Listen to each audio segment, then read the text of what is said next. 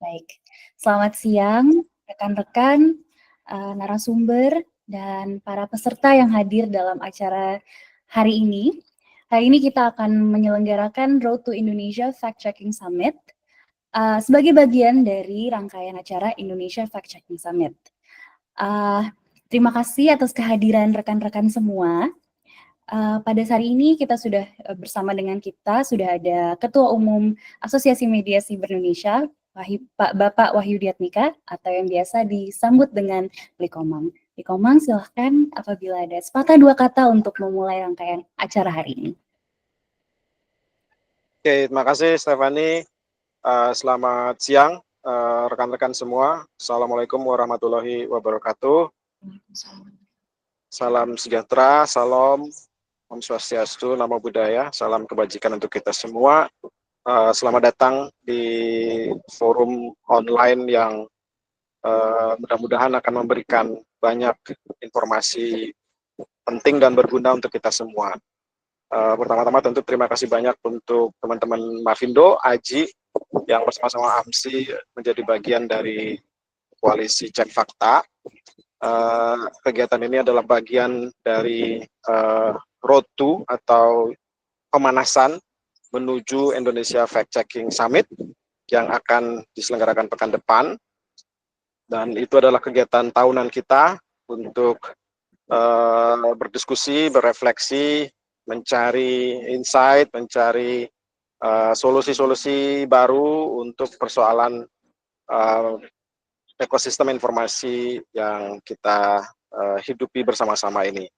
Jadi dalam forum nanti akan ada banyak sekali sesi-sesi yang menarik, yang penting untuk menambah ilmu, menambah inspirasi, menyegarkan kembali teman-teman semua penggiat cek fakta di seluruh Indonesia.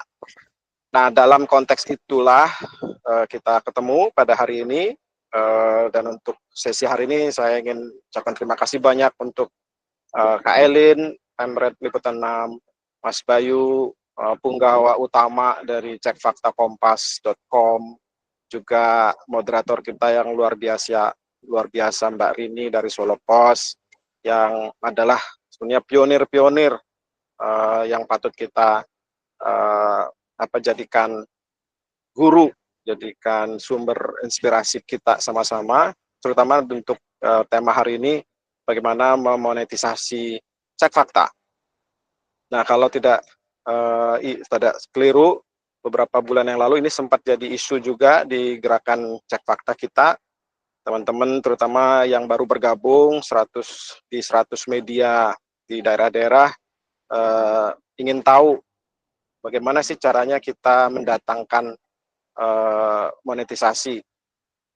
Dan tentu saya kira itu pertanyaan yang wajar, karena kita pada dasarnya kan semua adalah industri media, kita adalah bagian dari bisnis media, dan di dalam kegiatan kita memang kita meng-create value dan meng-capture value. Jadi kita dalam produksi informasi sehari-hari menciptakan manfaat, menciptakan benefit gitu ya kepada user kita, dan kita tentu sebagai perusahaan harus bisa mengubah manfaat itu menjadi revenue, menjadi keuntungan.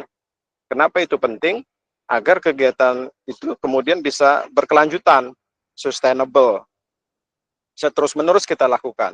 Tidak tergantung pada pihak ketiga, tapi tergantung pada kemampuan kita membuat manfaat dari produksi konten kita kemudian menjadi pendapatan.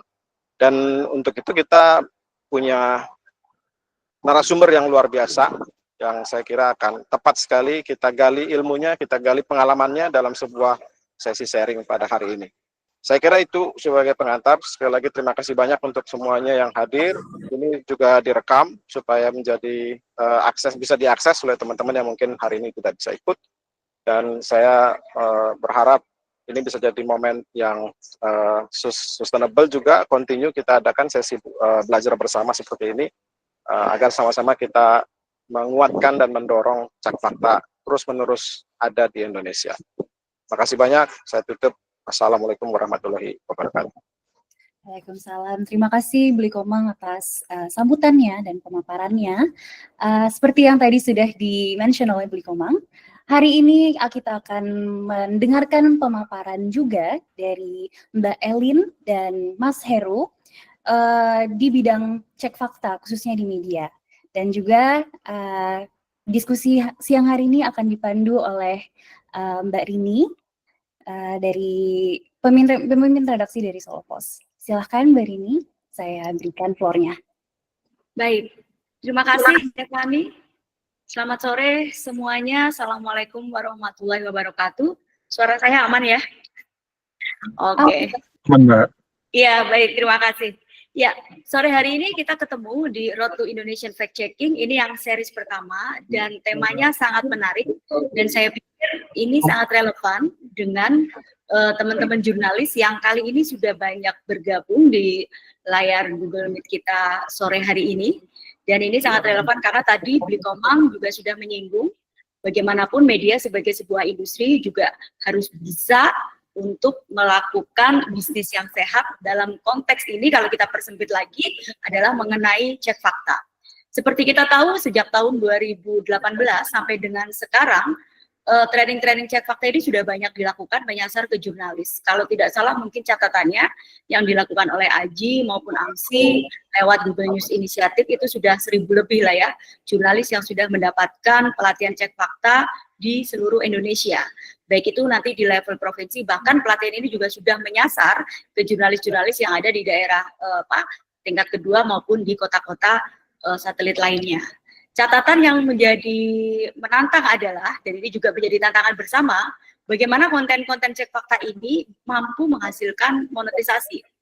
Kalau kita lihat dalam sudut pandang konten, cek fakta ini sangat membantu bagaimana melakukan istilahnya menghambat persebaran hoax, disinformasi maupun misinformasi. Tetapi yang menjadi tantangan lainnya adalah cukup banyak juga muncul keluhan-keluhan nih. Ternyata kita udah bikin konten susah-susah, melakukan debang, melakukan konfirmasi ABC, menguasai sejumlah tool cek fakta. Satu, trafiknya kenapa nggak tinggi-tinggi banget? Ya itu, biasanya PR-nya di situ. Terus yang kedua, kita udah repot-repot nyediain tim cek fakta yang skillnya kalau boleh dibilang mereka-mereka yang masuk dalam tim cek fakta itu boleh dibilang skillnya itu lebih ya dibanding dengan jurnalis-jurnalis yang lainnya gitu kan. Tapi kenapa kok revenue-nya nggak ada? Udah deh, ngapain repot-repot bikin tim? Kita bubarin aja deh, kita ngambil ini. Itu fenomena yang terjadi di lapangan. Nah, dua narasumber kita yang hadir di sini boleh dibilang sudah expert. Satu, bagaimana membuat konten, Mbak Elin Yunita dari Liputan 6 dan juga Mas Bayu Bali dari Kompas.com, udah dibilang lah, dua media ini udah jago bikin yang namanya konten cek fakta. Yang kedua, yang mungkin kita harus banyak belajar dari dua narasumber ini adalah bagaimana konten-konten cek fakta ini mampu mendatangkan revenue yang akhirnya membuat bisnis atau media kita jadi lebih sehat. Kira-kira ini pengantar dari saya.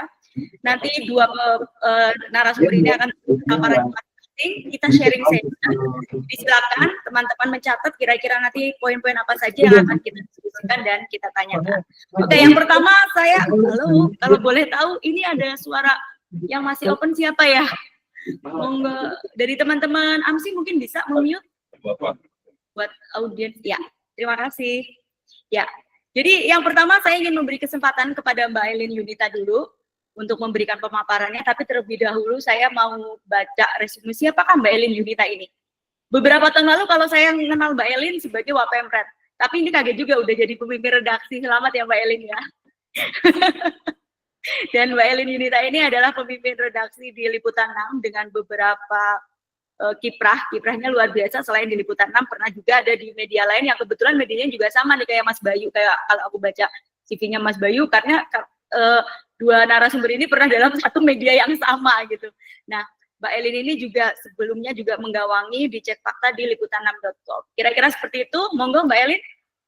Waktu buat Mbak Elin untuk memberikan pemaparannya. Terima kasih Mbak Rini atas pengantarnya. Teman-teman semua, Assalamualaikum warahmatullahi wabarakatuh. Selamat sore.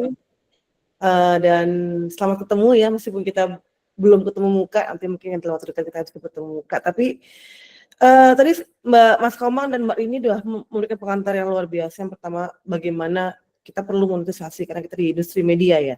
Dan Mbak Rini juga bicara bagaimana susahnya media untuk mempertahankan tim cek fakta karena kurangnya sumber daya, baik sumber daya manusia maupun sumber daya dana. Dan kalau saya mau Liputan 6 mulai cek fakta sejak 2018, udah lama ya. Dan buat teman-teman yang baru bergabung di cekfakta.com, kemarin ada berapa kita semua sudah 100 lebih ya yang sudah bergabung di cekfakta.com. Kalau ada yang merasa bingung, kalau ada yang merasa ini mau gimana ya setelah ini gitu kan, percayalah kami juga mengalami hal tersebut pada awal-awalnya. Bingung ini apa sebenarnya?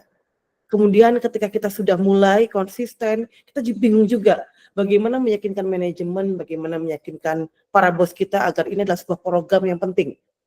Yang penting yang harus ada orang-orang yang memang ditugaskan, didedikasikan untuk mengawal program cek fakta. Dan dengan terus terang dengan keinginan kuat untuk mempertahankan cek fakta di Liputan 6, itulah kenapa kemudian kami mencari cara untuk pada akhirnya menghasilkan uang ya.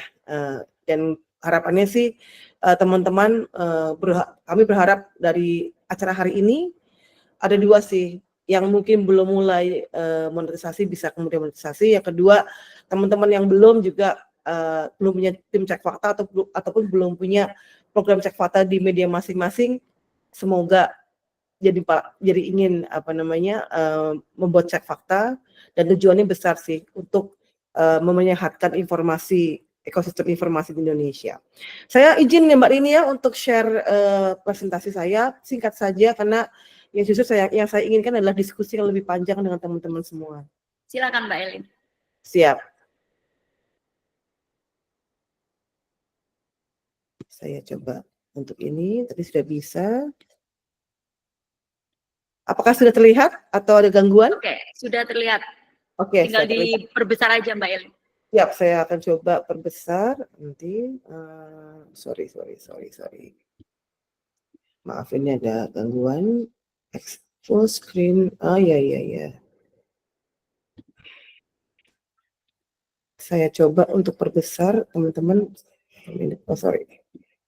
Tadi sudah bisa, tapi kemudian butuh lagi. Jadi sebenarnya ini cerita bagaimana kami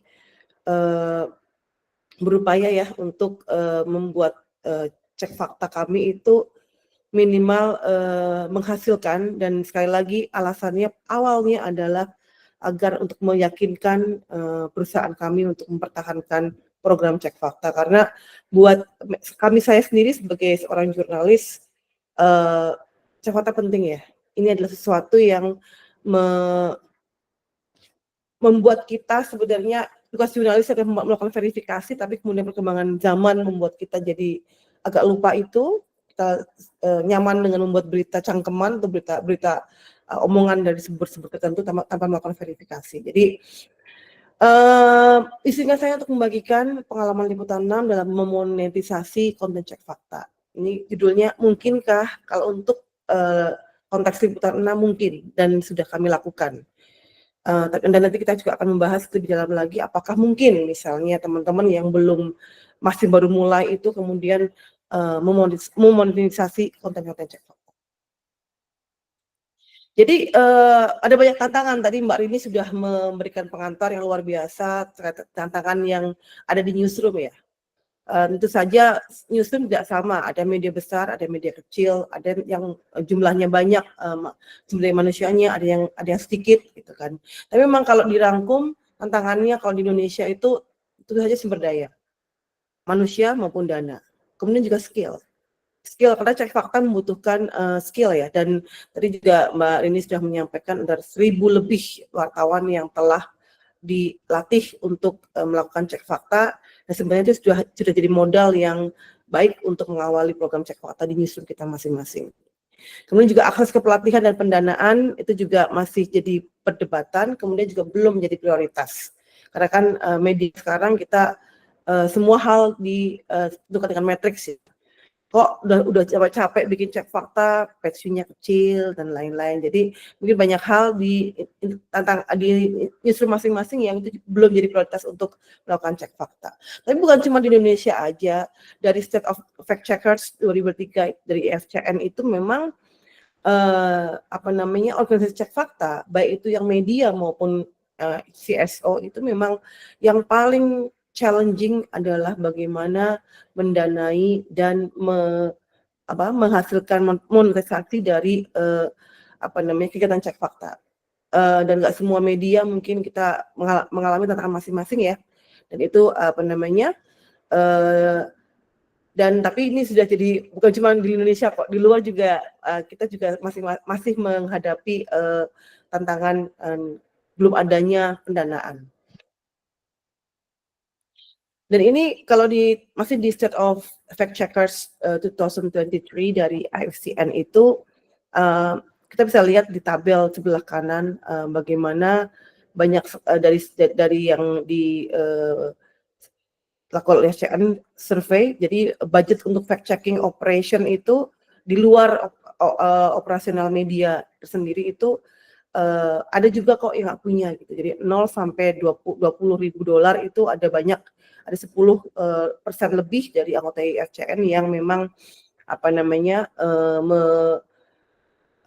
mengadakan menjalankan program cek faktanya itu dengan mungkin hanya dengan niat ya, tapi nyaris tidak ada dana ataupun dengan dana yang cenderung minimum. Jadi memang kalau dari laporan IFCN sendiri ada income dari Meta third party fact checker atau program Meta itu beberapa mendapatkannya, dan juga kemudian grant, dan juga ada training, dan kemudian ada membership and donation. Jadi memang kalau untuk liputan6.com sendiri, kami sejak tahun 2018 kami menjadi anggota IFCN bersama media-media lain juga. Sekarang ada 5 media dan 1 NGO, Avindo, yang juga masuk ke dalam daftar signatories IFCN. Dan ketika kita sudah lolos di IFCN, kemudian juga beberapa dari kami juga menjadi partner di beberapa program ya, termasuk third party fact checkingnya Meta, dan juga kalau ada peluang pendanaan juga ada dari grant. Kalau dari IFCN kemudian kita jadi Meta itu ada banyak sekali peluang, tapi memang untuk mendapatkan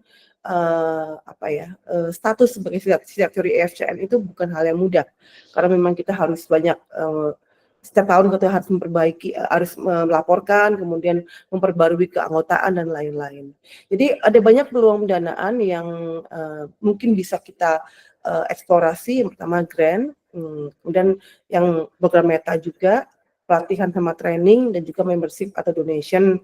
Kalau untuk liputan 6, yang pertama kita melakukannya, yang kedua juga bagian dari program tersebut, yang ketiga kita juga melakukannya, nanti mungkin akan kita elaborasi di slide berikutnya. Dan untuk membership sama donation sayangnya belum, karena kita orang Indonesia tidak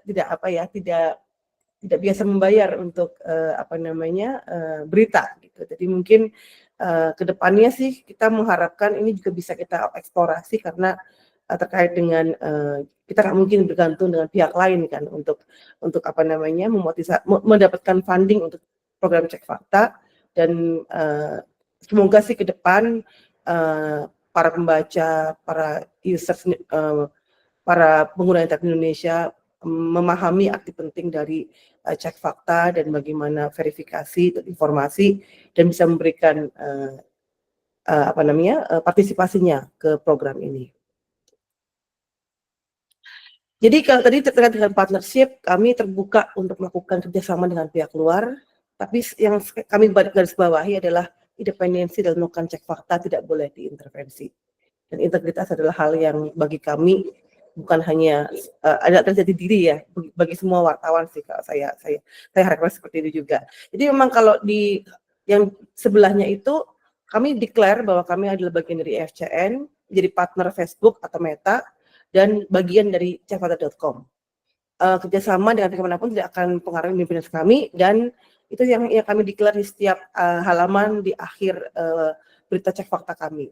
Jadi memang ada banyak tawaran ke kami gitu, dan mungkin juga ke teman-teman yang lain, bahwa cek fakta, ada perusahaan misalnya tolong dong cek fakta bahwa produk saya lebih bagus daripada produk B atau C gitu kan. Kemudian tolong dong kalau misalnya cek faktain dong kalau aku tuh lebih yang paling bagus dibandingkan yang lain. Dan kami untuk saat ini dan akan selamanya untuk liputan 6 kita tidak menerima yang seperti itu. Jadi memang saya lagi tidak hanya sebagai anggota IFCN tapi juga sebuah komitmen bagi kami untuk tidak menggunakan cek fakta untuk kayak semacam kerjasama, tapi kerjasama yang kemudian kita menjatuhkan atau kemudian mengunggulkan salah satu brand atau salah satu pihak tertentu. Jadi integritas kita, kemudian juga independensi kita dalam melakukan cek fakta itu sesuatu yang harus kita jaga. Dan mungkin kalau misalnya teman-teman di daerah gitu ya, ketika nanti mungkin ada tawaran dari Pemkab atau Pemkot mana gitu untuk cek fakta keberhasilan pemerintah, cek fakta soal sesuatu yang memang tidak bisa kita verifikasi dan tidak ada buktinya, sebaiknya tidak. Karena kalaupun nanti mereka mau memberitakan itu ya cukup di editorial, karena sekali lagi cek fakta adalah sesuatu yang kita harus jaga juga dan penting untuk kita agar independen dan melakukan cek fakta kita dengan metodologi yang memang bisa dipertanggungjawabkan. Grant. Untuk grant sendiri kami memang mendapatkan sejumlah grant yang 4 terbesar itu dari IFCN pada tahun 2020, 2021, 2022 dan 2024. Kami pertama kali dapat grant di tahun 2020 di tengah COVID, waktu itu ada coronavirus fact checking grants. Itu kita dapat, kita bikin program bagaimana saat itu membuat mengajak masyarakat untuk berpartisipasi ke program cek fakta. Kami meluncurkan pegiat cek fakta liputan6.com dengan menggandeng masyarakat. Jadi kami sekarang punya komunitas cek fakta yang masih sampai saat ini masih berjalan dan masih setia dengan anggota yang luar biasa dan anggota-anggota yang selalu men-challenge kami juga di liputan 6 untuk menyediakan informasi maupun menyediakan training buat mereka. Dan di 2020 itu kami juga mulai melakukan edukasi dan juga training waktu itu online ya, online kita mengadakan namanya virtual class dan sampai sekarang masih berjalan dan masih kami pertahankan itu program bulanan dan pasca pandemi kita juga sudah mulai untuk melakukannya secara hybrid maupun offline. Program kedua, grant kedua yang kami dapatkan, grant besar itu ada vaksin grant program, itu yang di tengah misinformasi dan disinformasi terkait vaksin COVID-19 juga dari FCN. Terus kemudian juga pada 2022 kami mendapatkan spread effect untuk mengurangi misinformasi data AI. Saat itu salah satu tools yang kita adakan adalah WhatsApp chatbot. Jadi untuk yang grant pertama, kedua, dan ketiga itu memang fundingnya dari Meta. Yang keempat, baru saja tahun ini kami mendapatkan pendanaan dari Engage 2023 yang kemudian itu juga dari Global Fact Check Fund yang dikelola oleh IFCN dengan pendanaan dari Google maupun YouTube. Jadi memang masih berjalan programnya dan kami banyak belajar sih sebenarnya dari program seperti ini ya. Artinya pertama bahwa ketika grants itu kita harus menawarkan sesuatu yang memang yang menarik ya, karena kan memang ini kompetisi dan kita juga harus mempertanggungjawabkan apa yang kita lakukan gitu kan, dipaksa untuk kreatif dan dipaksa untuk bekerja sama dengan pihak lain. Jadi memang dari sini kami juga belajar bahwa cek fakta itu tidak hanya sekedar memverifikasi informasi, tidak hanya sekedar membuat artikel atau membuat konten yang kemudian mendebang atau informasi-informasi yang bermasalah di internet misalnya, tapi juga bagaimana melibatkan orang, bekerja sama dengan pihak lain, kemudian juga memaksa kita untuk lebih kreatif. Dalam vaksin grant program 2021 kami menerbitkan komik itu komik cek fakta, dan itu kemudian pada 2023 alhamdulillah mendapatkan Global Fact Check 10 Award yang itu di Seoul. Dan sebenarnya untuk grant ini memang kalau misalnya kalau mau mengakses dari IFCN memang agak susah karena harus memang menjadi anggota IFCN atau menjadi anggota aliansi yang juga digagas oleh IFCN. Tapi ini bukan sesuatu yang tidak masuk akal, mungkin dilakukan meskipun harus menempuh beberapa persyaratan yang memang disyaratkan. Tadi yang saya singgung di awal gitu, Liputan 6 mendapatkan grant mungkin dari IFCN gitu kan, kemudian juga bekerjasama dengan Meta, syaratnya adalah menjadi anggota IFCN dan itu tidak mudah. Mungkin teman-teman yang di Kompas, di Suara, di Tempo itu tahu susah sekali untuk mempertahankan status kita sebagai signatoris. Tapi pertanyaannya adalah apakah masih ada peluang monetisasi untuk media kecil atau organisasi yang tidak tergabung dalam IFCN atau teman-teman yang baru mulai dan baru bergabung di Cek Fakta? Jawabannya iya. Dan kami juga selain grant, selain kerjasama partnership dengan Meta atau partnership dengan lembaga-lembaga lain yang mendukung edukasi yang kami lakukan, kami juga mengeksplorasi peluang yang ini. Jadi ini saya buka, kita tidak takut kompetisi, kita punya hubungan masing-masing ya, tapi ini mungkin gambaran bahwa bahkan media-media yang baru mempunyai tim Cek Fakta atau baru masuk ke Cek Fakta itu bisa melakukan monetisasi. Caranya adalah konten. Jadi salah satu keuntungan dari kami 2018 itu kami tidak hanya berhenti pada membuat konten teks, konten teks pada seperti halnya misalnya konten yang debunking gitu kan dengan teks saja, tapi kami mau eksplorasi tahun 2018 itu adalah video. Jadi ada banyak konten-konten Cek Fakta yang kemudian kami hasilkan. Selain teks itu ada video, kita punya series juga, kita punya komik, kita punya virtual class yang edukasi di online, kita juga punya edukasi offline, ada lagi AI Fact Check Presenter, poster, meme, dan lain-lain. Banyak sekali, ini hanya 4 diantaranya.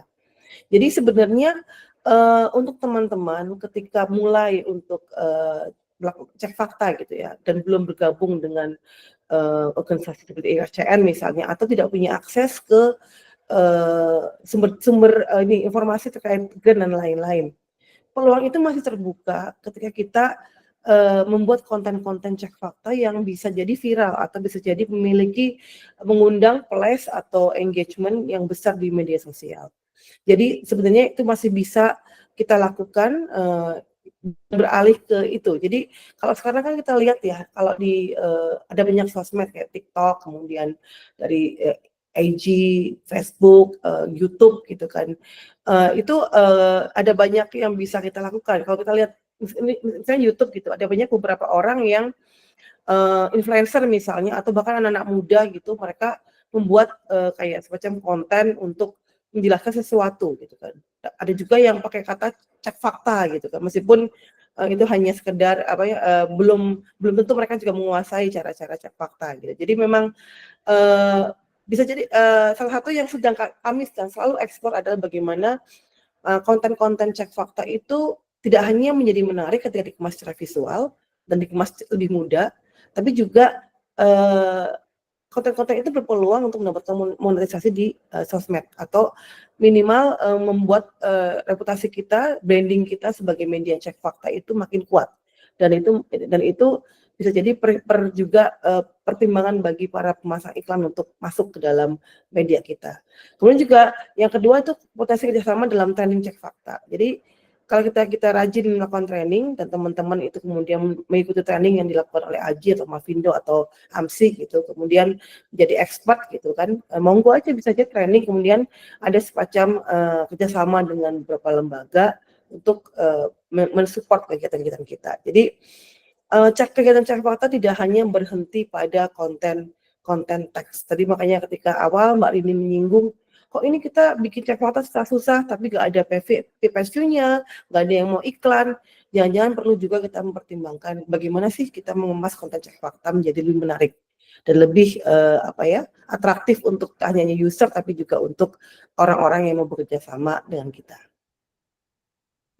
Jadi dari sisi yang tadi saya share ke teman-teman, ada 3 hal yang sebenarnya jadi kata kunci buat kami. Yang pertama konsistensi. Jadi kita tidak bisa mengklaim diri kita sebagai fact checker atau media cek fakta kalau konten-konten cek faktanya berkala, kala-kala ada, kala-kala tidak gitu kan. Jadi memang harus konsisten dan juga kreativitas, kita harus kreatif. Jadi konten cek fakta tidak hanya berhenti pada komik. Ada banyak hal karena tantangan kita kan ke diseminasi juga ke teman-teman Gen Z atau milenial yang ada dari sisi demografi terbesar di Indonesia atau mayoritas. Jadi bagaimana pesan cek fakta atau hasil verifikasi dari teman-teman fact checker itu masuk juga ke mereka. Akhirnya kita juga harus dipaksa untuk kreatif dengan cara mengubah tampilan teks yang tanda kutip quote-unquote akan membosankan buat mereka menjadi sesuatu yang menarik buat mereka. Dan yang ketiga adalah ini yang pembelajaran dari kami yang kami lakukan sejak awal sampai hari ini adalah kolaborasi. Tidak mungkin Liputan 6 bisa melakukan banyak hal. Tidak mungkin kami bisa melakukan banyak program tanpa kolaborasi. Kolaborasi dari komunitas kami, Pegiat Cek Fakta Liputan 6, kolaborasi dari networking yang kami punya, dari universitas, dari tokoh masyarakat, dari beberapa organisasi gitu, untuk melakukan ini bersama. Terakhir kami sempat membuat training cek fakta untuk teman-teman minoritas komunitas Ahmadiyah. Dan kami juga membagi cara bagaimana mereka bisa memverifikasi sendiri maupun membuat verifikasi maupun kemudian kami membuka dialog dengan mereka, karena dari sisi minoritas di Indonesia itu mereka sangat rentan menjadi korban di tengah politik misalnya, karena kan jelang juga November 2024 kita ada pilkada serentak yang semoga berjalan lancar dan semoga tanpa hate speech dan tanpa hoax ya, tapi kita paling nggak menyebarkan edukasi juga ke masyarakat. Dan terus terang kalau kami di Liputan 6 tidak punya rekan, tidak punya teman, tidak punya kolega, itu susah sekali ya. Kami juga bersyukur jadi bagian dari cekfakta.com karena banyak hal yang bisa kita upgrade bersama, pengetahuan maupun juga kolaborasi ini. Jadi memang tanpa 3 hal itu agak susah untuk kita kemudian berpikir bagaimana caranya kita untuk memonetisasi konten-konten cek fakta. Sekali lagi, konsistensi, kreativitas, dan juga kolaborasi. Itu dari saya, terima kasih Mbak Rini, kembali ke Mbak Rini. Oke, menarik sekali ya. Tadi pemantiknya udah luar biasa nih Mbak Elin, bisa membuka diskusi lebih lanjut. Ada beberapa poin yang bisa saya rekap dari penjelasan Mbak Erin. Yang pertama bahwa cek fakta itu tidak hanya sekedar pekerjaan verifikasi. Yang kedua, di situ harus ada unsur partisipasi, baik itu nanti partisipasi audiens ya, maupun dari partisipasi pihak-pihak lain untuk berkolaborasi. Dan yang paling lebih penting lainnya adalah kekuatan konten, maka dibutuhkan kreativitas di situ. Kira-kira itu Mbak Elin. Tadi juga Mbak Elin juga udah membuat beberapa 4 poin besar bagaimana monetisasi itu cek fakta bisa menghasilkan monetisasi dari 4 poin besar, yaitu dari grant, kemudian meta third party, kemudian juga dari pelatihan training, dan yang terakhir adalah dari membership dan donasi. Oke, baik teman-teman, makin hangat sorenya, sudah ada Mas Bayu Galih Wibisono. Saya udah beberapa kali berpartner dengan beliau yang ilmunya luar biasa. Kalau saya partneran sama Mas Bayu, pasti saya dapat ilmu baru. Ya, Mas Bayu Galih ini adalah di punggawa utama ya, atau editor di cekfakta.kompas.com. Dan Mas Bayu ini juga pernah satu institusi sama Mbak Elin kalau nggak salah ya, di media sebelah sama yang media ini juga. Ya, itu momennya bersamaan atau enggak? Kayaknya bersamaan itu kalau lihat dari timeline-nya. Bersamaan ya timeline-nya ya. Baik, kita mau coba cari lagi nih gali-gali. Mungkin ada beberapa kata kunci lain dari Mas Bayu bagaimana konten cek fakta ini bisa menghasilkan monetisasi. Jadi langsung aja Mas Bayu, silakan pemaparannya. Ya. Oke, saya coba share screen ya, Mbak Rini ya. Ya.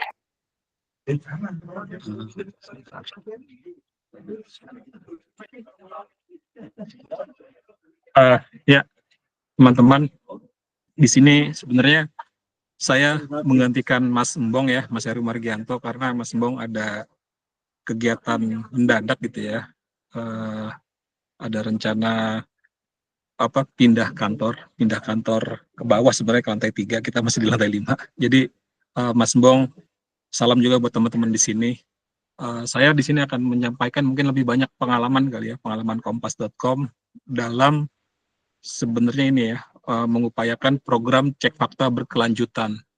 Kalau dibilang monetisasi ya memang yang didapat cukup lumayan ya. Cuma yang lebih terpenting lagi adalah kan dengan model bisnis media yang sekarang ada ini ya, yang dipikirkan media saat ini lebih ke ini kali ya, berkelanjutannya gimana caranya kita bisa tetap bertahan juga di tengah serangan homeless media juga dan lain-lainnya, tapi kita juga tetap tetap mengedepankan etika jurnalistik.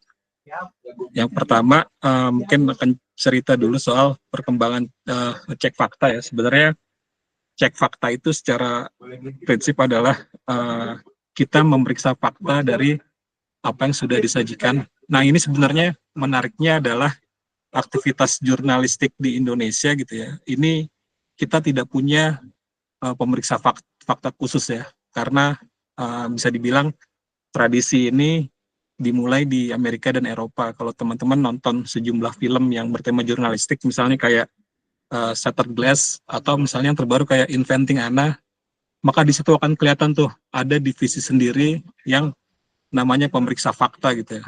Jadi pemeriksa fakta ini mereka terdiri dari beberapa orang dan mereka akan menguji artikel-artikel ya yang ditulis reporter atau bahkan setelah diedit oleh editor gitu ya. Jadi nantinya ini pemeriksa fakta akan menyesuaikan apakah yang disampaikan dalam tulisan itu sesuai fakta. Hal paling sepele misalnya terkait misalnya ibu kota Kalimantan Selatan, mungkin reporter masih ada yang nulis Banjarmasin itu dan editornya mungkin belum update bahwa ternyata ibu kotanya ada di Banjarbaru. Nah, itu tugas pemeriksa fakta di situ. Dan hal lainnya misalnya ketika ada pernyataan narasumber yang harus diverifikasi. Jadi tugas pemeriksa fakta adalah pemeriksa fakta akan menelpon narasumber itu untuk memastikan apakah benar reporter kami yang bernama A gitu ya mengontak bapak atau ibu untuk kepentingan wawancara ini. Ketika sudah dipastikan iya benar, maka berani untuk ditayangkan, karena memang proses mekanisme jurnalistik di Amerika ya itu sangat-sangat ketat ya. Tapi aku juga belum tahu perkembangan media online di Amerika sana, apakah ini juga berlaku untuk tulisan-tulisan yang online yang sifatnya breaking ya. Tapi secara umum adalah memang benar gitu ya, bahwa dalam jurnalistik ya, analisis, cek, dan verifikasi sumber itu memang penting dilakukan, dan ini memang bagian dari elemen jurnalisme di Bill Kovac dan tim Rosenthal. Ini kayaknya jadi semacam ya kitab suci ya, tanda kutip ya, untuk kerja-kerja jurnalistik. Nomor 3 adalah disiplin verifikasi. Tapi kalau kita lihat memang di Indonesia kan belum ada bagian dari pemeriksa fakta tersendiri gitu ya. Nah, makanya sejak awal kita menekankan ke reporter pentingnya akurasi gitu ya, dan editor juga jadi ujung tombak untuk mengoreksi kerja reporter. Terus karena tidak semua media punya alur edit yang berjenjang ya, ini juga kadang-kadang artikel kan rawan ya, ada pembentukan opini atau misleading dan segala macamnya. Tapi di sini pentingnya semacam kesadaran ya bagi setiap jurnalistik bahwa tugas pemeriksa fakta itu harusnya sudah terinternalisasi ya dalam kerja-kerja jurnalistik. Jadi misalnya kayak ada yang bilang di luar hujan gitu kan, dan satu lagi bilang hujan, tugas kita itu bukan mengutip keduanya, tapi untuk mengecek apakah di luar itu benar-benar hujan atau faktanya seperti apa gitu ya. Nah, terkait ini juga menarik ya, program cek fakta kan kalau di luar negeri gitu ya, bahwa cek fakta itu sebenarnya kalau kita lihat berkelindan dengan kegiatan politik di Amerika itu sendiri. Bahkan ketika Pilpres AS 1988 ya, ketika Ronald Reagan maju kalau nggak salah ya, itu sudah mulai ada kesadaran tuh di jurnalis-jurnalis di Amerika bahwa sebenarnya pernyataan narasumber itu dalam kampanye-kampanye politik penting untuk diverifikasi. dan ini juga semakin berlanjut ya di pemilu-pemilu berikutnya, hingga akhirnya kemudian terbentuk pointer dan lembaga-lembaga cek fakta lainnya. Nah, kalau di Indonesia memang sebenarnya lagi-lagi kalau kita lihat timeline-nya terkait juga dengan kegiatan politik ya.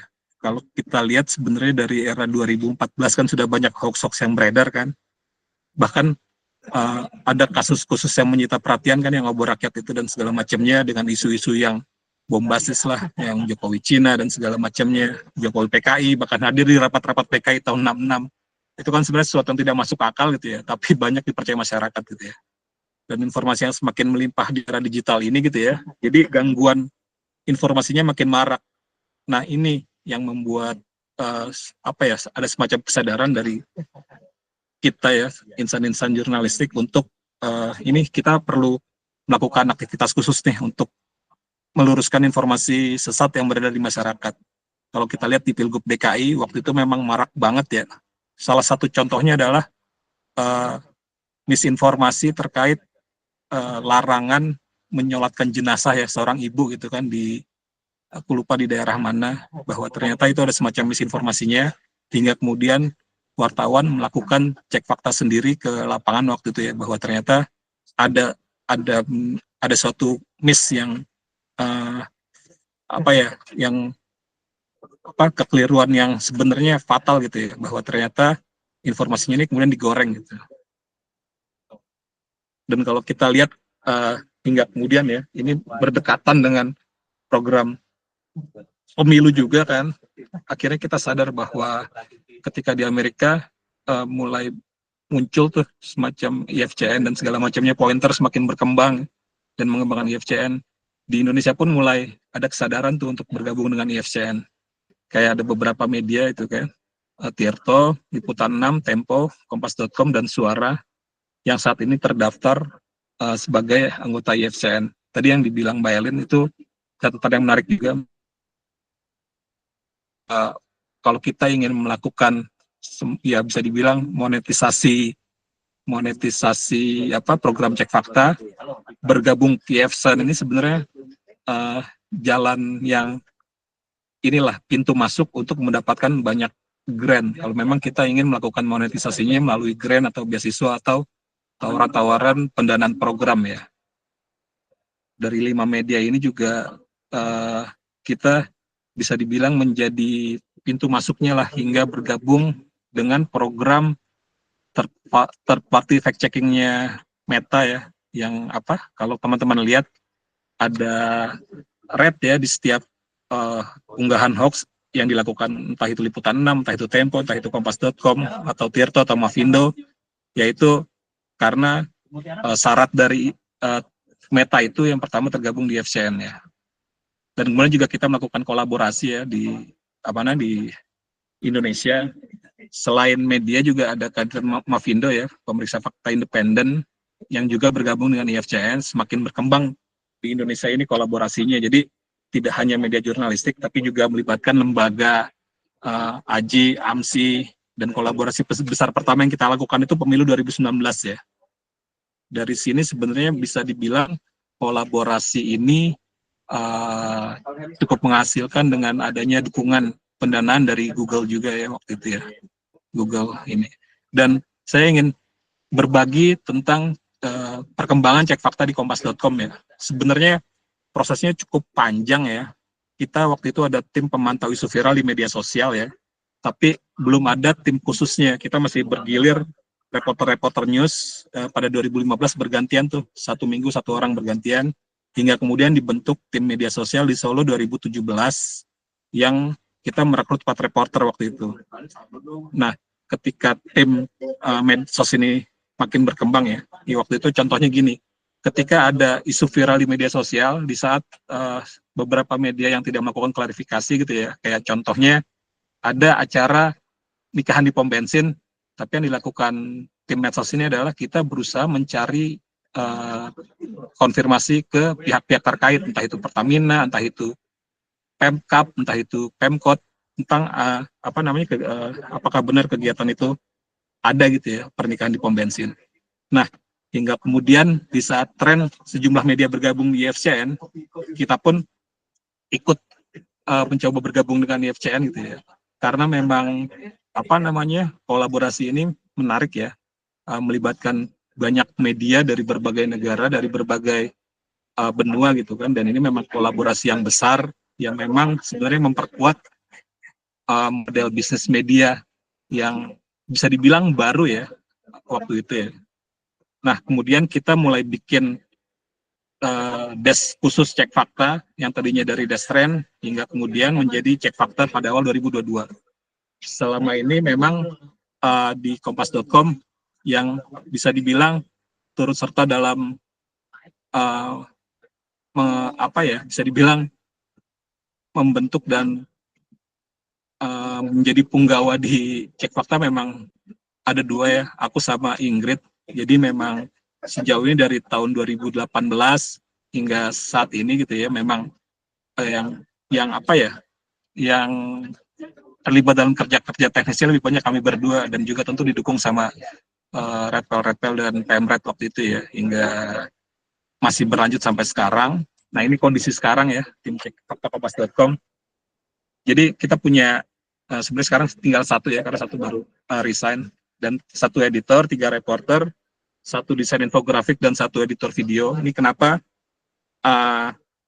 saya ingin memperlihatkan ini untuk berbagi kepada teman-teman seperti apa sih produk cek fakta yang dihasilkan kompas.com yang nantinya bisa jadi menginspirasi untuk dimonetize gitu ya.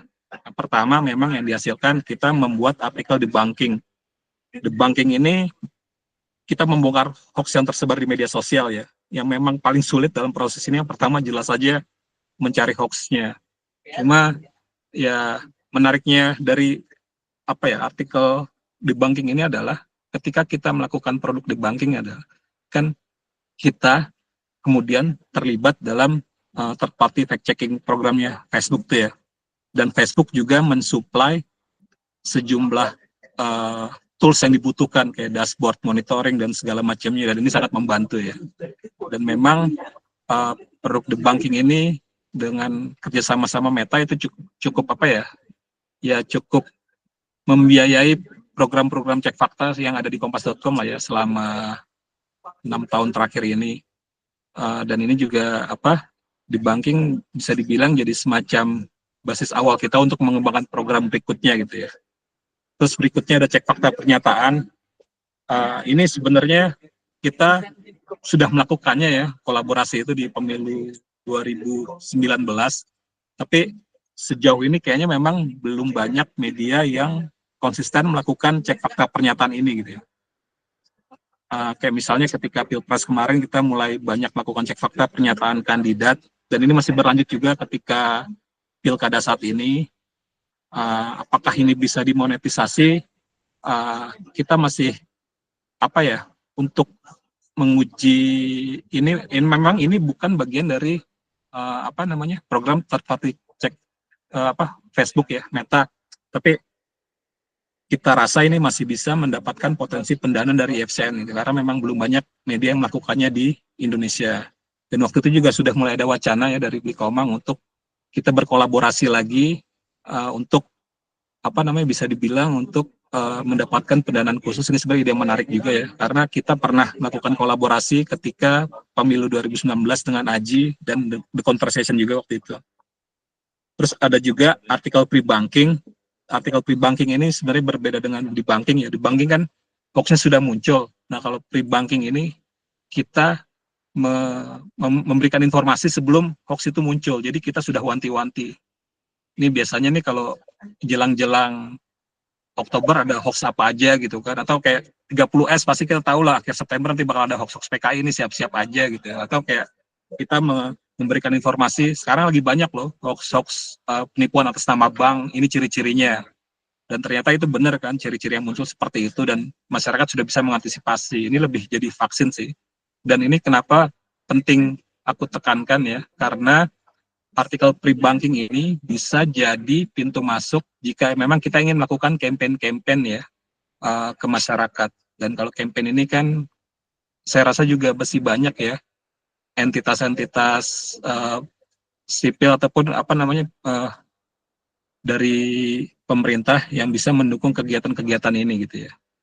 Meskipun sebenarnya kalau ada di IFCN penekanannya jelas ya, pendanaan untuk kegiatan cek fakta jangan sampai mempengaruhi penulisan di debunking gitu ya, di artikel debunking. Makanya pendanaan yang sifatnya offline kita juga tetap pastikan bahwa independensi artikel kita tetap dijaga, karena tadi yang Mbak Elin bilang benar juga, sudah ada penawaran dari berbagai perusahaan, misalnya ketika ada suatu isu apa ya, isu tertentu lah kayak mobil listrik atau nikel dan segala macamnya, atau ada suatu perusahaan yang dituduh merusak lingkungan itu kan.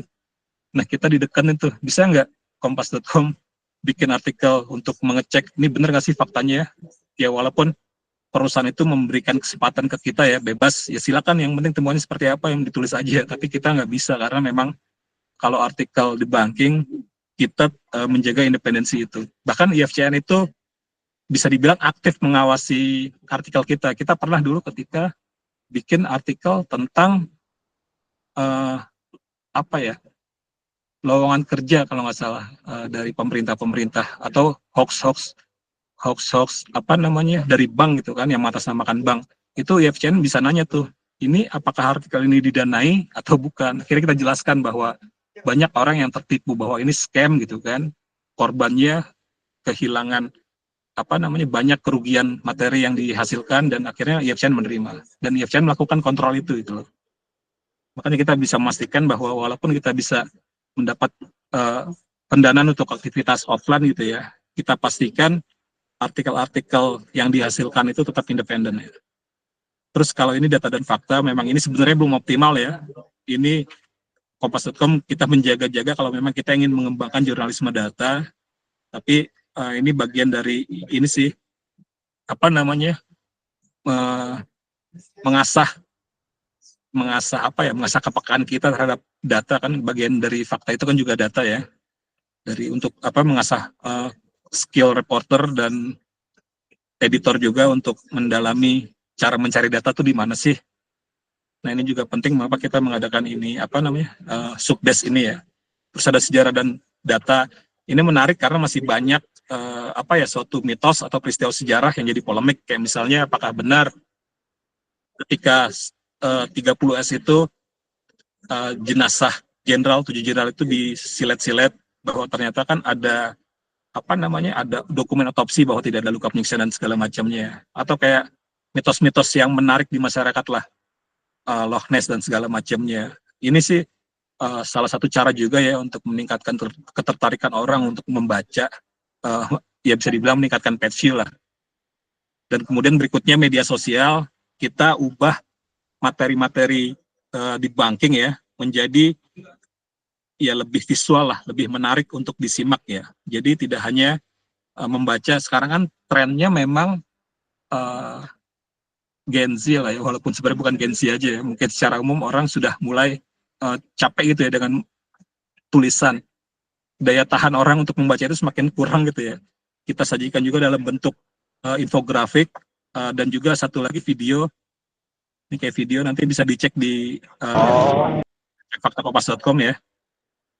Jadi kita ubah nih apa menjadi video gitu ya. Nah, format video pendek juga sekarang menarik ya untuk didalami ya. Dan kalau kita lihat ya, media sosial ini sebenarnya penting juga ya untuk dikembangkan, karena bisa dibilang salah satu model bisnis media kan mengambil AdSense ataupun bisa dibilang monetisasi dari platform media sosial ya. Walaupun sebenarnya di TikTok sekarang ada batasan ya, bahwa media tidak bisa melakukan monetisasi ya di TikTok. Nah, apalagi yang dilakukan kalau di Kompas.com ini catatannya ada Meta, di fact checking program. Kita juga melakukan kolaborasi besar ya bersama kolaborasi Cek Fakta di Indonesia dari berbagai kegiatan. Bersama Aji, The Conversation juga pernah melakukan cek fakta pernyataan kandidat dan tokoh politik. Dan ini yang ditawarkan oleh Trusted News Initiative BBC gitu ya. Jadi BBC menggandeng sejumlah media pemeriksa fakta di Asia Pasifik untuk melakukan cek fakta bersama dan semacam semacam alert kali ya ketika ada media yang di imposter gitu. Ada orang yang meniru BBC, ada orang yang meniru NHK, ada orang yang meniru Kompas.com. Kita kasih alert dan mereka akan mempublikasikannya di platform masing-masing. Nah, ini kegiatan offline yang sudah dilakukan, misalnya kayak cek fakta Goes to Kampus ya. Kita beberapa kali ke kampus-kampus, dan juga ada di Gegas RI. Gegas RI ini bagian dari kegiatan besar KG Media ya. Kita sering dilibatkan juga karena memang waktu itu temanya adalah kan jernih memilih ya, salah satu tagline di grup KG Media. Dan kita juga pernah bergabung dengan sejumlah lembaga atau LSM kayak misalnya Wahana Visi Indonesia mengajak antisipasi hoax bencana ini terhadap korban-korban banjir di Jakarta ya, karena kan banyak banget hoax bencana, dan ini sebenarnya bisa dibilang Jakarta itu menjadi pelopor. Kita mencoba untuk mengembangkan lain di daerah bencana yang lain yang terbahaya itu kan sebenarnya kan daerah-daerah yang ancaman gempa dan tsunami ya, dan ini sedang diupayakan untuk terus berjalan gitu ya, terus continue. Terus berikutnya ini model bisnis yang dikembangkan media saat ini, kan ada yang berbasis fact view ya. Itu mengapa di Kompas.com masih tetap ada sejarah dan fakta. Kita berharap model bisnis fact view ini masih bisa dikembangkan di program cek fakta gitu ya.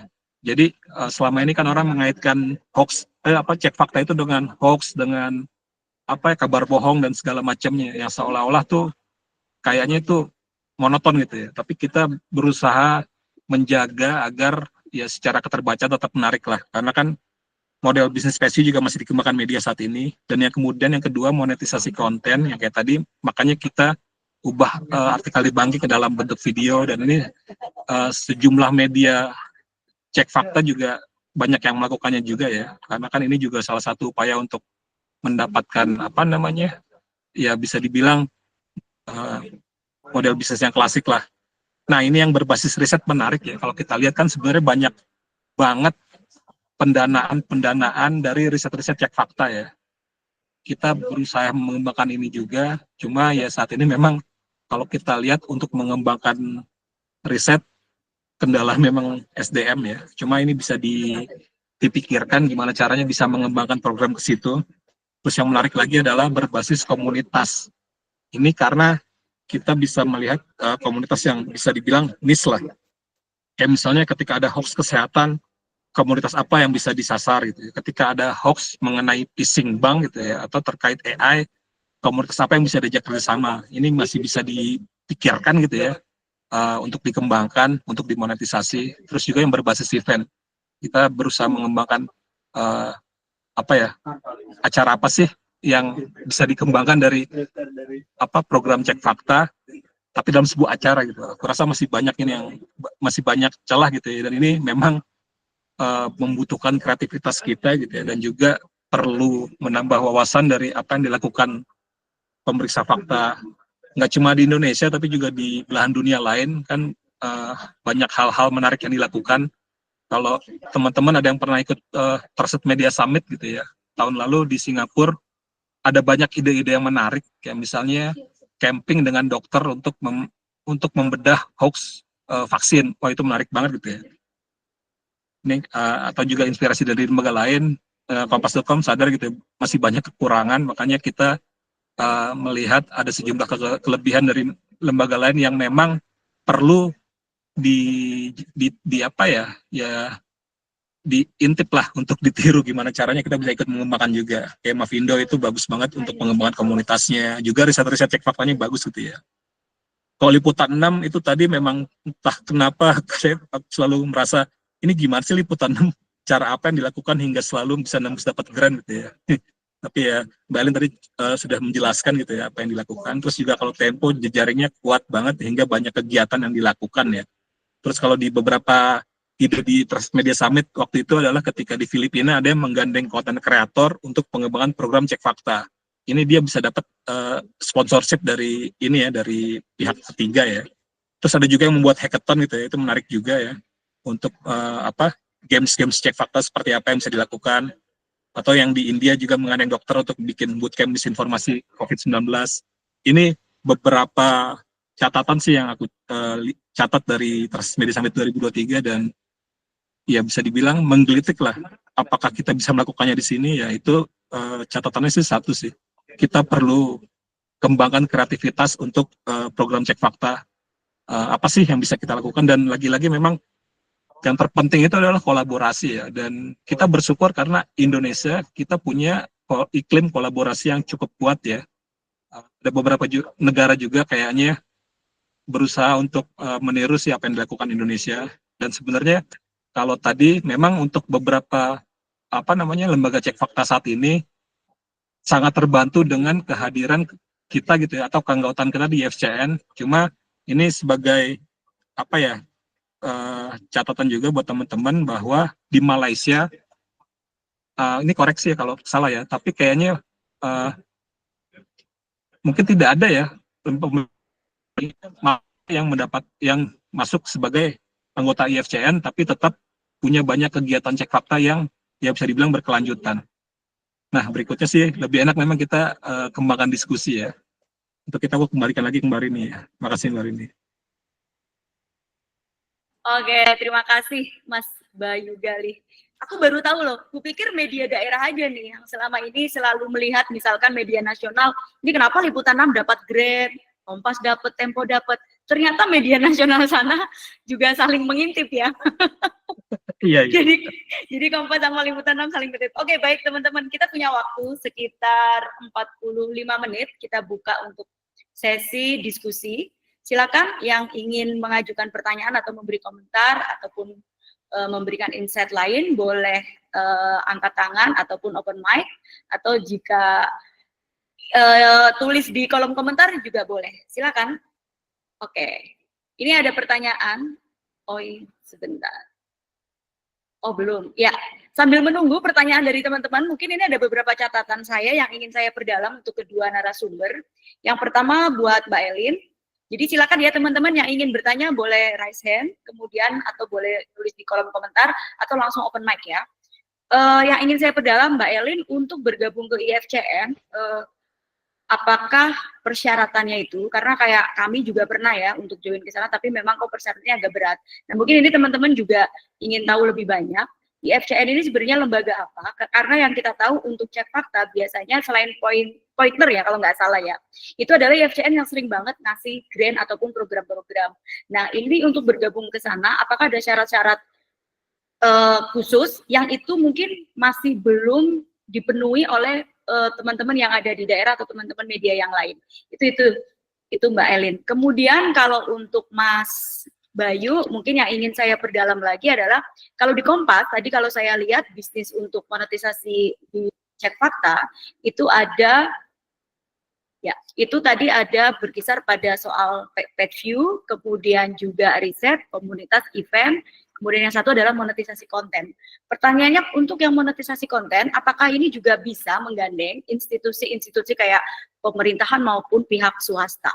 Itu dulu Mbak Elin, dua itu. Sebelum nanti aku akan masuk ke pertanyaan, tadi ada teman yang sudah menulis juga di chat box. Silakan Mbak Elin. Terima kasih Mbak Rini.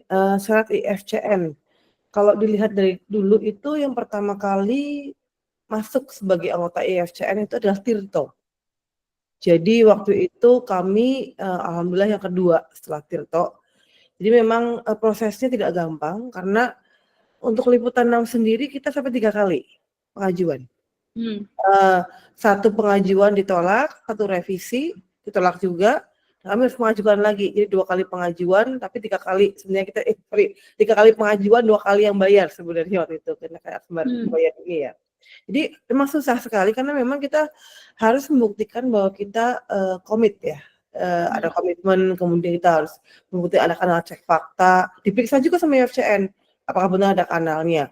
Kemudian ada kanalnya, apakah ketika dibuka, apakah isinya itu beritanya cek fakta dengan metodologi tertentu atau dengan campur dengan berita lain gitu kan. Itu dicek juga. Kemudian dicek juga kita harus declare apa kita netral atau tidak.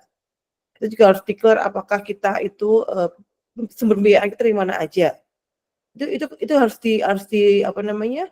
Kita harus jadi ketika kita mengklaim sesuatu ada buktinya, mengklaim sesuatu ada buktinya dan lain-lain. Jadi memang agak ribet untuk pertama kali, apalagi waktu tahun itu.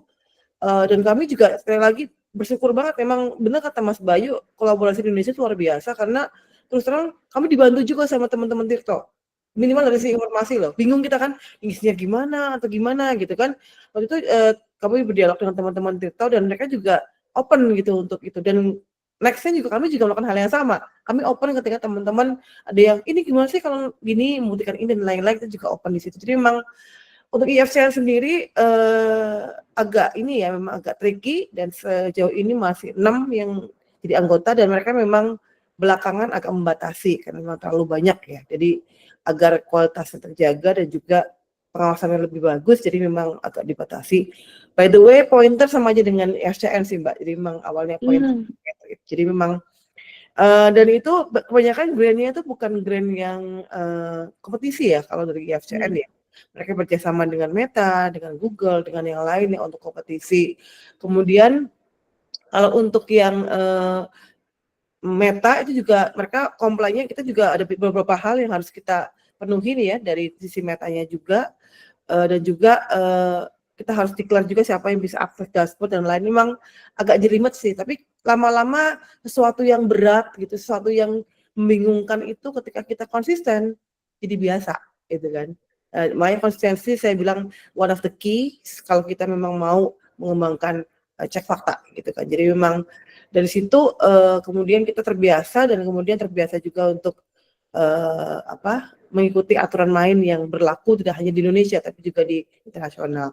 Jadi Mas Bayu sempat menyinggung, kok bisa liputan 6 dapat terus? Ya kami juga surprise gitu. Kami awalnya dapat pertama surprise banget ya dan senang banget tuh masa pandemi gitu kan, jadi penyemangat juga. Kemudian juga dari dapat kedua, ketiga, keempat itu jadi semacam kayak sesuatu yang buat kami tantangan. Jadi makanya tadi sudah membagikan apa sih yang bisa liputan 6 bisa lakukan.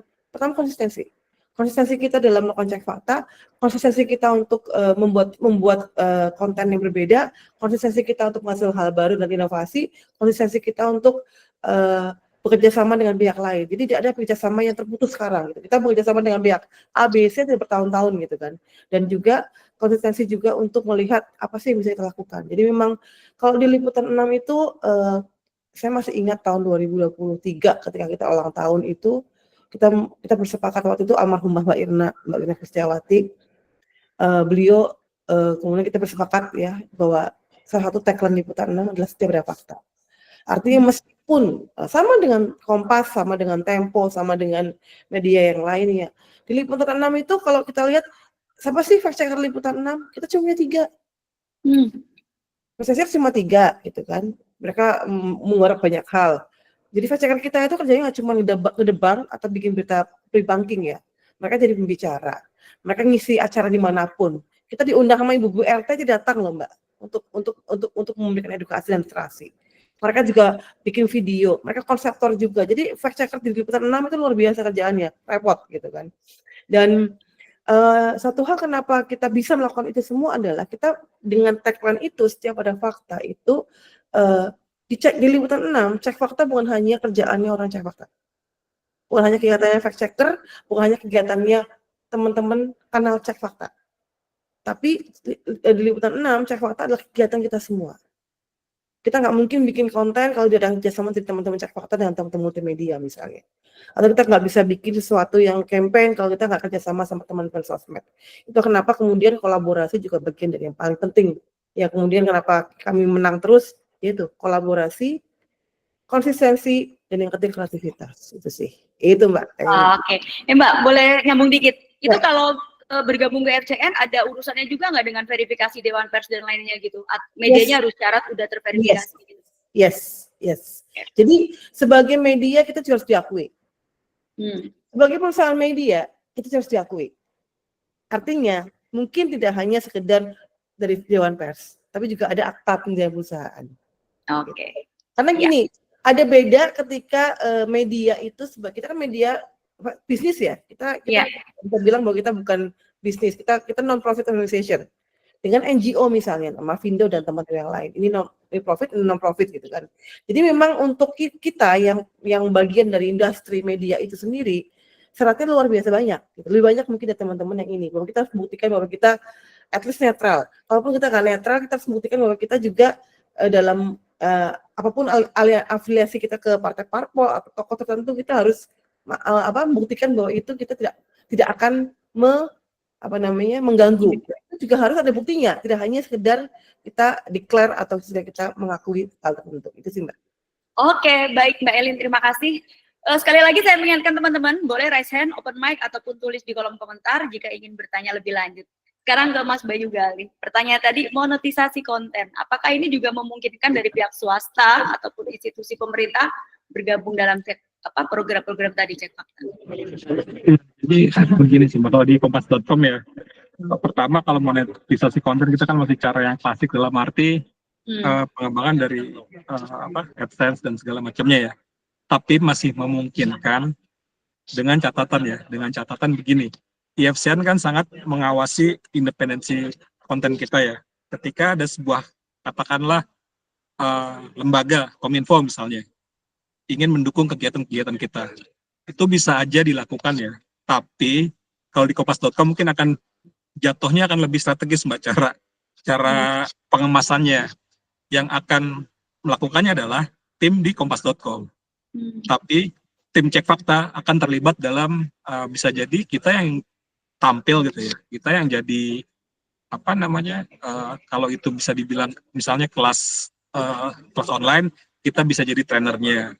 Itu bisa saja dilakukan gitu ya, selama kita bisa bukan menyiasati ya, sebenarnya kita memahami juga bahwa IFCN sangat-sangat menuntut independensi ini, dan memang tadi benar yang dibilang Mbak Elin ya, tidak cukup hanya dengan declare, makanya ada sejumlah kanal yang mereka awasi secara ketat kan ya, dari sisi konten, apakah ada pihak yang lain di sini. Dan memang tadi juga sekalian nambahin untuk soal IFCN ya, kita kan ada asesmen tiap tahun ya. Asesmen tiap tahun itu mereka sangat-sangat concern terhadap hal-hal ya, bahkan kayak 2 tahun lalu misalnya, itu aku agak lama berurusan ketika mereka menjawab bagaimana caranya jika ada kesalahan dari kompas.com ya, gimana cara koreksinya. Itu ya kita harus akhirnya menjelaskan gitu kan, bahwa koreksi diatur di undang-undang pers secara seperti ini, karena mereka memang sangat-sangat concern ya dalam bisa dibilang independensi cek fakta. Tapi kan berarti nggak bisa ya, selama untuk itu program edukasi, selama itu untuk program-program yang bisa dibilang tidak terkait dengan independensi artikel ya, aku rasa yang masih bisa aja dilakukan. Oke. Ya, baik Mas Bayu. Silakan teman-teman, sambil menunggu ini ya, beberapa pertanyaan atau komentar dari teman-teman, saya bacakan. Ini sudah ada yang masuk di chat box dari Mas Felix. Langsung dari Mas Felix. Saya bacakan, kalau dianggap jadi bahan, apakah kolaborasi dengan CSO dalam pembuktian disinformasi bukan garis api bagi fact checker? Kalau bukan, bisa jadi model bisnis kolaborasi.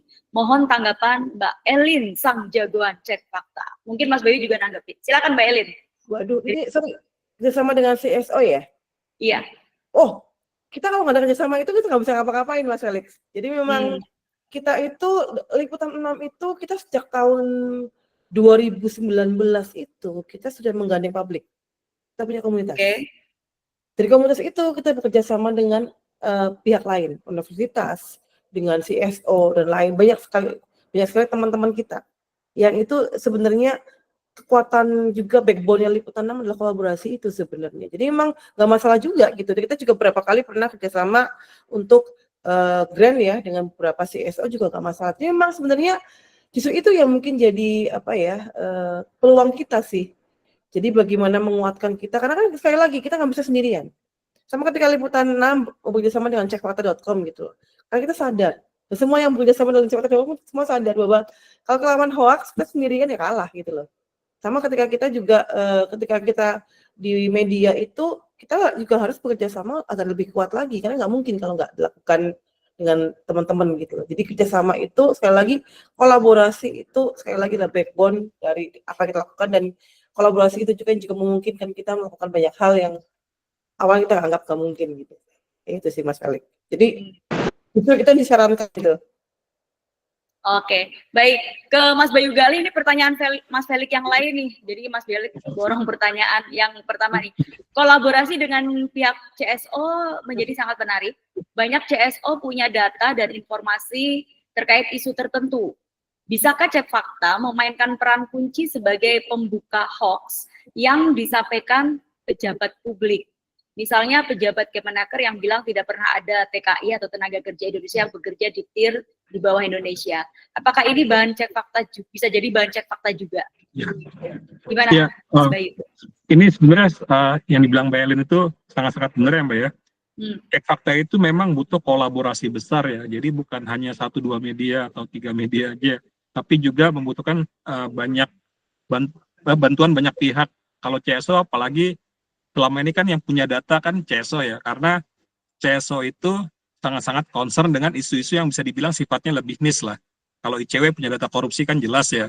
Atau ketika kita mau nanya soal keterwakilan perempuan, pasti ke Perludem, datanya mereka ada kan ya. Termasuk juga ketika tadi tenaga kerja Indonesia ke lembaga yang lain, ini memang sangat-sangat diperlukan. Makanya untuk cek fakta pernyataan publik ini ya, ini kan sebenarnya belum banyak yang di Indonesia kan masih belum banyak nih, masih sejauh ini masih di banking konten hoax ya.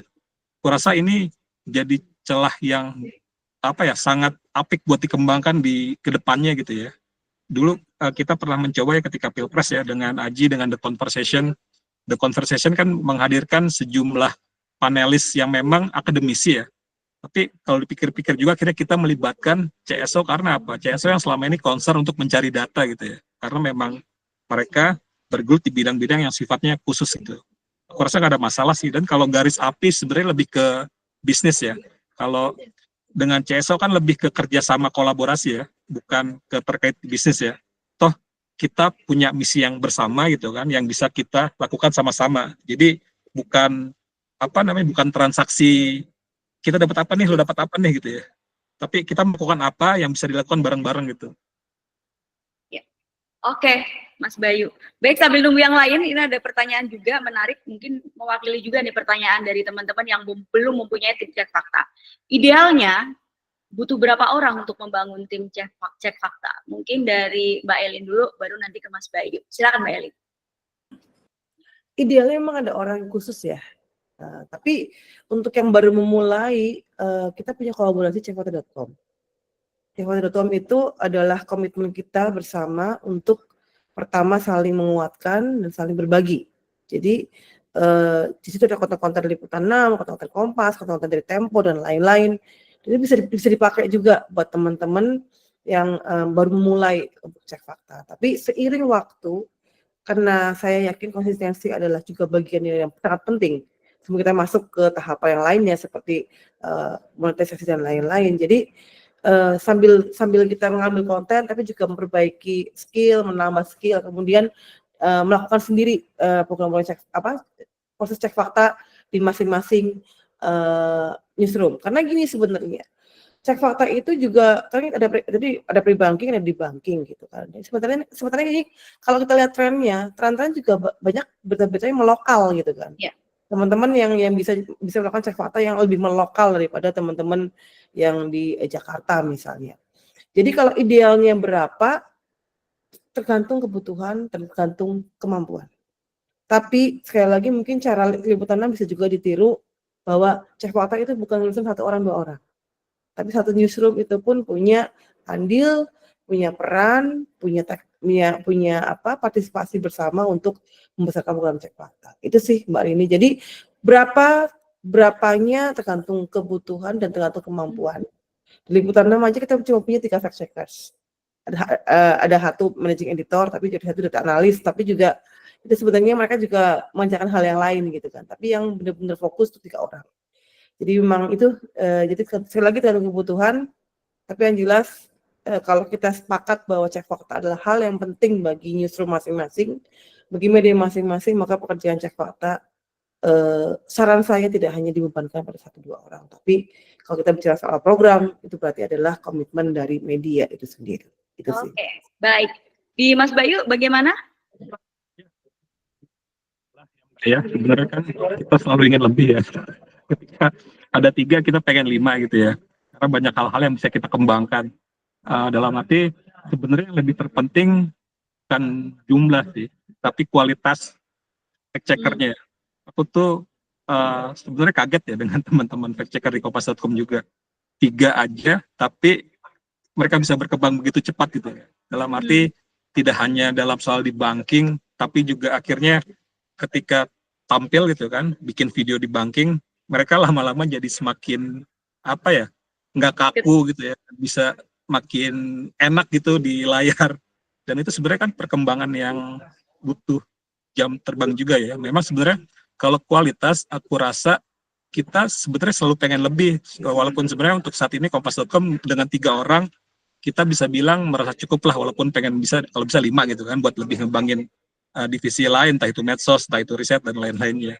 Tapi yang penting juga lebih ke skill, dan memang kolaborasi nggak cuma dengan pihak lain ya, tapi di internal newsroom pun itu sangat penting, benar yang dibilang Mbak Elin tadi, karena banyak hoax yang sifatnya di daerah tuh, dan itu kan kita butuh kontributor-kontributor di daerah di Kompas.com ya, yang untuk bisa memverifikasi itu juga. Atau ketika isunya nasional, teman yang ngepost di istana yang bisa tolong bantu dong konfirmasi ini ke istana gitu ya, atau ke menteri ini atau menteri ya, pos-pos liputan terkait lah.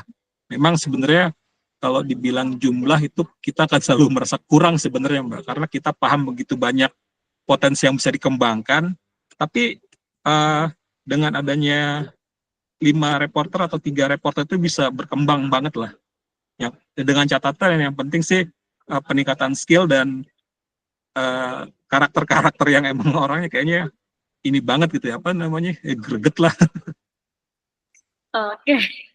Ya, baik. Kedua narasumber ini punya benang merah, jadi poinnya bukan pada jumlah orang, tetapi komitmen bersama seberapa penting menjadikan cek fakta itu menjadi agenda newsroom, dan yang kedua disesuaikan dengan kebutuhan. Oke, saya langsung ke chatbox, sudah ada pertanyaan dari Bandung 103. Pertanyaannya, dalam konteks pilkada saat ini, di kota A ada 3 calon wali kota, anggap aja nomor 1, 2, dan 3. Ternyata hanya calon nomor 1 yang jadi korban disinformasi. Sebaiknya bagaimana ya proses debang agar tidak dianggap membela salah satu calon? Dari Adi, salam dari Bandung. Oke, silakan kedua narasumber bisa menanggapi. Jadi di kota A calonnya 3, yang jadi sasaran hoax itu hanya calon nomor 1 aja. Jadi kalau kita lama-lama debang nomor 1, dianggapnya nanti membela nomor 1. Nah ini gimana ini?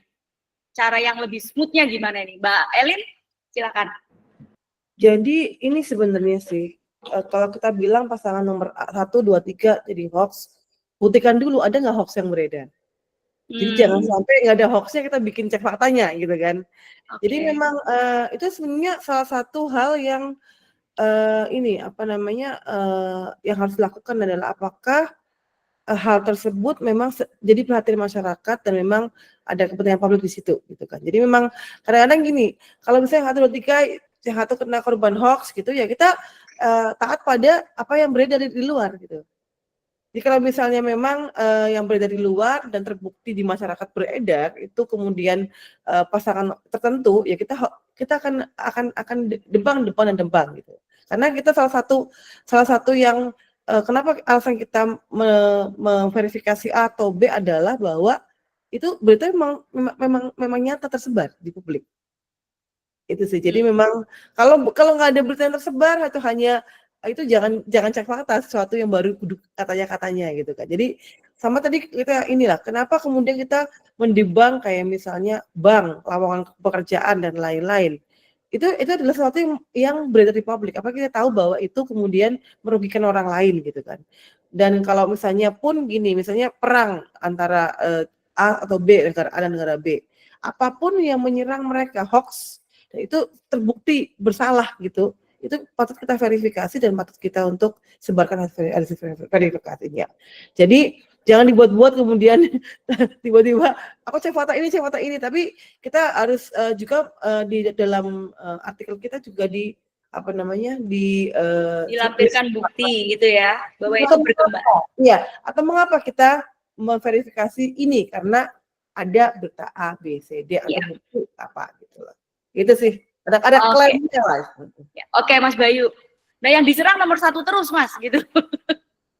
Ini sebenarnya kalau kita bicara soal keberimbangan ya, kita memakai prinsip keberimbangan dalam cek fakta pernyataan. Dalam arti kan memang harus diuji tuh pernyataannya. Tapi kalau ada yang debunking gitu ya, debunking berarti kan hoax ya.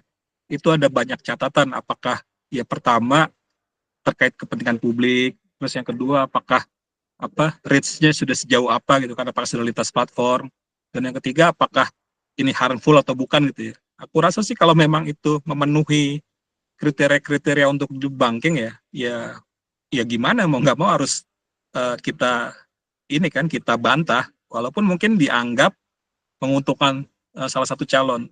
Tapi yang terpenting di sini kan yang tadi dibilang Mbak Ellen juga adalah seberapa merugikannya kontennya ada atau enggak hoaxnya, dan hoaxnya berbahaya atau enggak. Kalau memang berbahaya gitu ya, apalagi mengancam bisa jadi menimbulkan keterbelahan di masyarakat. Itu aku rasa sih sangat-sangat perlu didebang ya, terkait isu SARA, terkait yang hal-hal sensitif gitu atau merugikan orang lain. Misalnya suara orang itu dipakai jadi alat penipuan, itu kan harus kita debang. Untuk debunking aku rasa Kompas.com tidak terlalu memakai prinsip Keterseringan ya. Iya, yang penting ada aja gitu ya, nggak perlu bahwa itu jadi konten hoax ada gitu ya. Iya, selama konten hoaxnya ada dan berbahaya ya kita debang. Tapi untuk cek fakta pernyataan kita memang lebih memilih ya udahlah senggangannya rata gitu ya. Itu biar lebih aman sih. Baru ini kalau misalnya kayak debat ya, konteksnya kita kan beberapa kali cekfakta.com kita debat langsung live ya. Itu baru saat itulah keberimbangan kita jaga gitu kan. Jangan sampai kemudian yang kita debang itu yang pasangan A atau B aja atau C aja gitu. Jadi memang seperti itu. Tapi kalau konteksnya adalah berita yang tersebar, tapi tadi benar kata Mas Bayu, bisa harmful buat masyarakat, bisa memecah belah masyarakat, bisa memprovokasi dan lain-lain, itu sih kita prioritaskan pasti. Meskipun dari itu kita tidak mempertimbangkan prinsip keberimbangan itu, keberimbangan dalam arti atau keadilan dalam arti semua harus dapat. Kalau memang nggak ada korban hoax ya bersyukurlah gitu kan. Atau mungkin biasanya gini Mbak Elin dan Mas Bayu, yang susah adalah jurnalis itu mencari bahan hoaxnya. Mungkin yang kita pantau di Facebook kita nemunya cuma hoax dari menyerang satu paslon. Hoax 2-3 karena mungkin algoritma Facebook atau apapun kita nggak ke situ, kita jadi susah menemukan yang ke situ. Nah, mungkin pertanyaan selanjutnya, bagaimana cara menemukan hoax-hoax yang beredar sebenarnya banyak di jaring media sosial kita. Kayak misalnya pengalaman saya sendiri, saya buka Facebook, praktis di timeline saya nggak nemu tuh hoax. Karena mungkin saya juga nggak pernah kan yang ngurusin soal hoax itu. Nah, ini gimana ini? Nah, ini. Jadi gini, Mak, sebenarnya gini, kita beruntung ya, Mas Bayu dan saya, kami beruntung di Liputan 6, kami punya akses gitu ya, untuk memantau apa sih lagi ramai dan lain-lain. Tapi sebenarnya sebelum itu pun terjadi, ketika kita membuat komunitas, Liputan 6 buat komunitas, itu sebenarnya buat itu. Karena kami paham keterbatasan masing-masing kita. Kami juga tahu bahwa kita ada filter bubble dan lain-lain di sosmed kita masing-masing. Itu kenapa kemudian kami membuat komunitas, sebenarnya tujuannya itu. Awalnya sangat simpel tujuannya. Jadi kami mendiseminasikan, komunitas kami itu melaporkan apa yang berkembang, gitu kan, di kotanya masing-masing, di daerah masing-masing, kepada Liputan 6, dan kemudian Liputan 6 juga berkepentingan mendiseminasikan apa yang kemudian kita verifikasi gitu kan. Jadi itu sebenarnya salah satu, jadi cara memantau itu memang ada berbagai tools yang bisa digunakan, tapi saya boleh bilang kami beruntung yang jadi partner Meta, dan salah satu cara juga solusi yang kami lakukan adalah itu, kami mengundang orang untuk melaporkan sebenarnya itu. Jadi kita bisa lihat dan kita bisa juga melihat bahwa ternyata hoax itu ya gitu-gitu aja, tapi kemudian bisa jadi yang daerah lain juga impor ke daerah lain dan lain-lain itu sih. Oke, ya. Gimana Mas Bayu? Cara mencari hoax? Ya, kayaknya setiap kita ikut pelatihan datang ke pelatihan, setelah itu selalu kesulitan ya. Cara cari hoax itu gimana sih? Iya. Sebenarnya kita beruntung ya ketika kita bagian dari program Cek Fakta Meta ya. Karena Meta kan menyediakan platform, ini loh yang ramai sekarang, berikut indikator apa namanya interaksinya sudah luas gitu kan, dan ini ya kita rasa ini bisa nih langsung aja gitu kan, kalau apalagi merugikan gitu kan dan harmful. Tapi gimana kalau memang nggak punya platform dari Meta gitu ya? Ini yang paling penting memang ketika ikuti kolaborasi itu, dan memang sebenarnya yang paling bisa dilakukan adalah kita membuka ruang apa namanya partisipasi agar publik bisa melaporkan jika ada hoax di masyarakat gitu ya, dan itu juga sangat-sangat membantu kita kan. Dan lama-lama sebenarnya selain itu juga kayaknya reporter punya jam terbang ya untuk menelusuri grup Facebook mana yang biasanya melemparkan hoax gitu ya. Dan lagi yang lucunya kan bagaimana cara algoritma bekerja gitu ya. Ketika kita biasa mencari hoax di TikTok misalnya, besok berikutnya lagi video itu lagi akan muncul gitu yang sejenis gitu kan. Ketika kita like salah satu konten penipuan bank, besok ada lagi tuh. Ada lagi tuh. Bank daerah ya. Aku rasa kayak gitu lebih jatuhnya ke jam terbang sih. Pada akhirnya itu akan terasa juga nantinya untuk mencari-cari hoax ya. Ya. Oke Mas Bayu. Oke, ini pertanyaan terakhir related dengan isu pilkada, aku pikir. Sebentar lagi mau coblosan 27 November ya. Betul, dan kita ingin tahu nih dari sudut pandang kedua narasumber ini, untuk isu-isu pilkada, hoax yang berkait isu pilkada, apakah ini masih challenging? Apakah nanti juga akan makin beragam atau bagaimana? Ini menjadi pertanyaan terakhir kita ya, karena sisa waktu masih sekitar 5 menit. Silakan, aku ke Mas Bayu dulu ya Mbak Elin. Gantian. Silakan Mas Bayu. Ya, siap. Sebenarnya kalau kita bicara pilkada Mbak ya, ini kan ada sejumlah pemetaan nih, termasuk daerah-daerah yang memang kalau kita bicara apa namanya konfliknya sangat-sangat besar gitu kan, dan sangat-sangat mengerikan.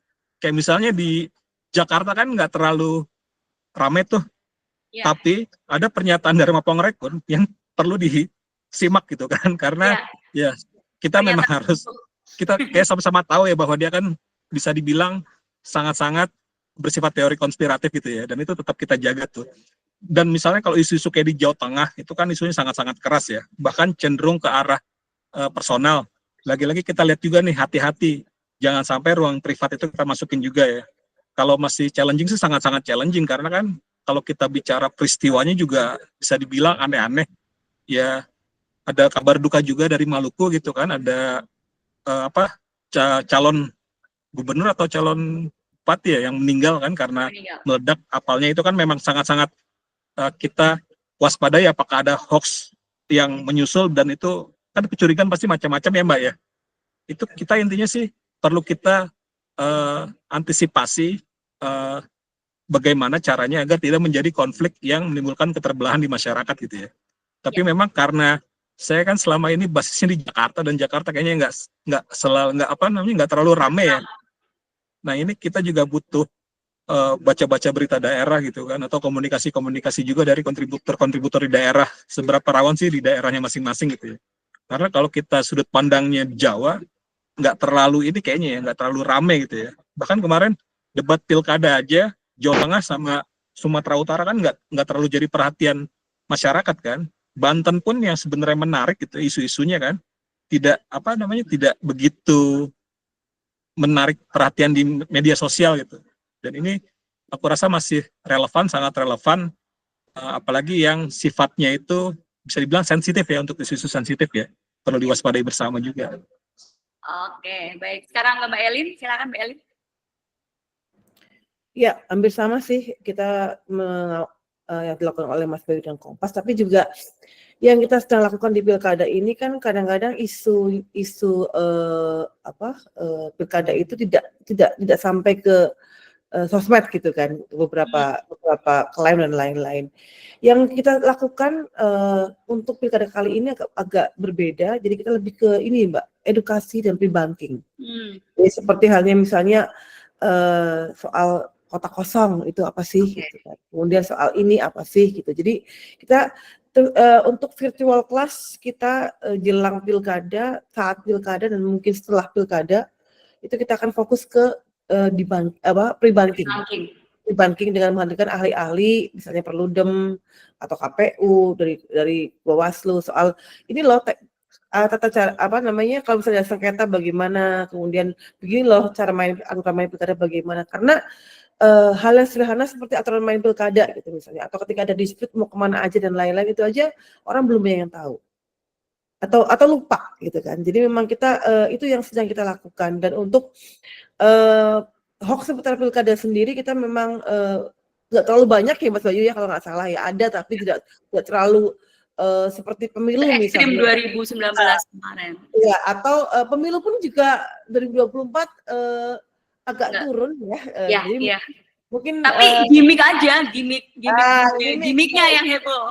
iya, jadi kalau mungkin dari tahun 2024 ini apa namanya gimmick yang menonjol, sementara hoax mungkin mereka juga pikir-pikir, oh kalau gua hoax atau gua kalau di debat klaimnya terlalu apa namanya terlalu melenceng atau terlalu bombastis, Akhirnya bikinnya gimmick. Akhirnya ada bikinnya yang cek fakta, makanya pakai gimmick, jadi ada yang cek fakta. Tapi itulah apa namanya kita juga melihat ada beda ya, perbedaan dengan pilkada maupun Ya. pemilu tahun ini, tapi kita masih waspada karena proses sedang berjalan. Dan yang kita juga waspadai adalah setelah proses pilkada itu seperti apa. Jadi kan akan banyak sengketa dan lain-lain, itu mungkin yang akan Hitungan suara juga ya. betul akan gitu. Jadi kita mungkin saat ini untuk liputan 6 kita fokus ke pre-banking, untuk edukasi dan juga selalu mengawasi konten-konten yang sedang ini. Tapi kalau untuk klaim pendukungnya A, B, kita nggak akan ke situ lah. Kita lebih ke soal yang berbahaya bagi publik dan apa namanya kepentingan publik yang mungkin jadi bagian dari yang prioritas kami untuk mencari fakta. Ya. Gitu sih. Jadi poinnya ke kepentingan publik ya untuk dua narasumber ini. Baik, kayaknya acara sudah kita akhiri 16.50, lebih dari 10 menit dari jadwal yang sudah disediakan oleh panitia. Ada beberapa summary yang bisa saya simpulkan. Pertama, kalau terkait dengan bagaimana mengkreasi konten, kedua narasumber ini sudah memberikan insight yang sangat menarik dan menjadikan konten cek fakta tidak hanya sekedar konten, tetapi ada ruang-ruang untuk bisnis, diantaranya adalah dengan mendapatkan pembiayaan dari grant ataupun dari beberapa meta third party platform, dan juga yang menarik lainnya adalah mengkolaborasi dengan event-event. Jadi cek fakta tidak hanya sekedar konten, tetapi ada event-event lanjutan yang itu masih terkait dengan cek fakta, baik itu berupa pelatihan, sosialisasi maupun campaign ke masyarakat. Kemudian yang terkait dengan isu hoax sekarang ini memang penguatan kembali ke komitmen dari newsroom masing-masing ya, bagaimana menempatkan cek fakta ini sebagai salah satu konten penting dalam ruang newsroomnya masing-masing. Jadi saya pikir buat teman-teman yang ada di Google Meet sore hari ini juga tidak perlu berkecil hati, bukan seberapa besar tim ataupun seberapa banyak tim yang terlibat dalam tim cek fakta, tetapi adalah bagaimana komitmen dari masing-masing newsroom menjadikan cek fakta ini penting. Dan sekali lagi, meskipun tadi hoax untuk pilkada ini cenderung menurun, tetapi itu masih menjadi tantangan karena proses politik ke depan juga masih panjang. Kira-kira itu summary yang bisa saya simpulkan. Terima kasih banyak buat Mbak Elin, Mas Bayu, insight-nya luar biasa, yang ini bisa menjadi penambah semangat buat teman-teman untuk bikin konten cek fakta di media masing-masing. Saya Rini, pamit undur diri, saya kembalikan ke Angelica Stefani. Silakan, Angel. Ya, terima kasih Mbak Rini. Ya, terima kasih Mbak Elin. Terima kasih Mbak Rini atas key takeaways yang diberikan dari diskusi hari ini. Terima kasih juga kepada Mbak Elin dan Mas Bayu atas pemaparan materi hari ini yang sangat menarik. Semoga semoga dari diskusi ini dapat membawa manfaat bagi teman-teman semua di wilayah masing-masing. Untuk saat ini acara sudah selesai, namun informasi dari kami mohon untuk mengisi daftar hadir yang ada di kolom chat, silahkan diisi ya teman-teman, dan juga kita akan melakukan sesi foto bersama yang akan dipandu oleh rekan saya. Teman-teman kalau ingin membuka kamera silahkan, nanti akan dibantu untuk foto bersama.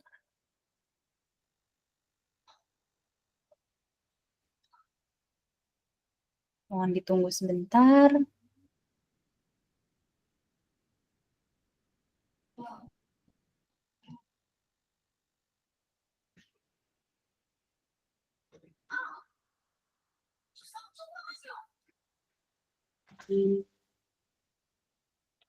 Apakah ada yang mau ingin open cam lagi atau hanya ini saja?